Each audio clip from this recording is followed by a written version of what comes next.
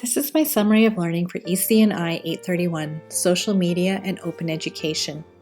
When I learned of this course, I was intrigued with participating in a synchronous online class about social media. This is a large leap for myself, having completed my first degree primarily in person on campus. I shared in my first blog post about social media that I have been cautious stepping into professional conversations online. I felt cautious about what should or shouldn't be shared about teaching in public online spheres. At the same time, I also wanted to learn how social media could be leveraged both within and beyond the classroom walls. I wanted to grow in my ability to use social media as a tool for learning, teaching, and networking. We began by examining the trajectory of social media. It was apparent that social media has grown exponentially. We then considered our relationships with social media and how it impacts our usage. I recall when working in arts and culture, purposeful social media use. This reminded me that it is empowering to create, share, and connect. Social media has come under fire, and a policy to restrict cell phone use within the classroom was introduced in Saskatchewan.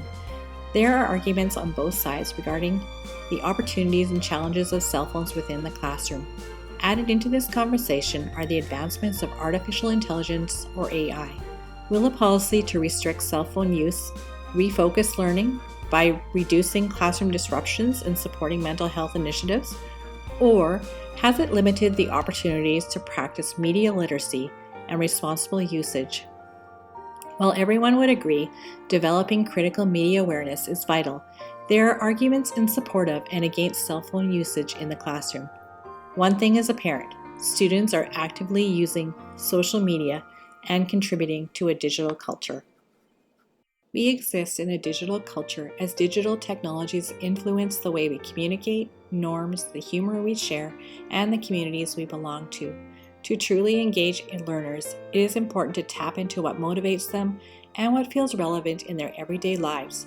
Memes, an expression of digital culture, are accessible snapshots of emotion, critique, identity, or humor that emerge as they are shared and remixed. As technology and access evolves, many of our students have access to produce, share, and shape culture. Henry Jenkins encourages educators to see the desire to play with technology and media as an opportunity. He advocates for educators to equip students with the tools to engage with content and communities online meaningfully. As an individual teacher, I can't teach everything my students need to know. But as someone who's part of a larger set of social practices, if I collaborate with other teachers and if I create spaces where my students can share what they know, then a different kind of learning takes place that is in the long term more valuable for everyone. Just as digital participatory culture encouraged contributing, sharing, and adapting information, open education resources enable and legitimize creators. I felt like it was an eye-opening introduction to OERs when we had the opportunity to explore various open education resources. We then learned from Alan Levine. We learned that OERs democratize access by reducing barriers, open space for marginalized or local perspectives, and allow communities to adapt contents. OERs disrupt great gatekeeping. I explored TED-Ed, an OER that allows users to reuse the content, revise the content by translating into various language, and redistribute or share content. Open education resources are vital to teachers seeking to engage our audiences. Open education is a mindset where ideas, resources, stories, and creativity are shared to make connections, build community, work collaboratively, and create opportunities. Sharing resources is a significant shift in educational practice, as is working collaboratively to remix materials. Professional learning communities emphasize collaboration as teachers share strategies, co-plan, and solve problems collectively. Teachers combine their experience and resources, remixing them into an improved practice. The shift towards collaborative practice makes student learning the goal. Our work is strongest when we remix with purpose, moving from solo acts to collective creativity.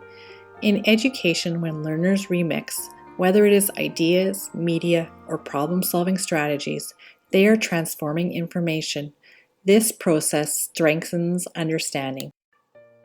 AI tools extend the possibilities for students to remix, lowering barriers for creation. In class, we explored a number of AI tools that were surprising for their capabilities to animate drawings, turn data into podcasts, generate music, or paraphrase information. For teachers, AI can serve as a support to administrative tasks, lesson preparation, or differentiating instruction. Get it Speechify and found this could be a useful tool to assist students with accessibility and would be particularly beneficial for students with visual impairments or dyslexia, and even ADHD. Integrating AI into the learning environment does come with some important ethical and practical considerations that should be considered, including data privacy, authorships, and attribution, bias, and cost. In conclusion, I have grown in my ability to use social media as a tool for learning, teaching, and networking. We stepped into professional conversations online about issues that impact our teaching and our students. Collectively, we shared, created, and connected. Thank you for being a part of our learning journey.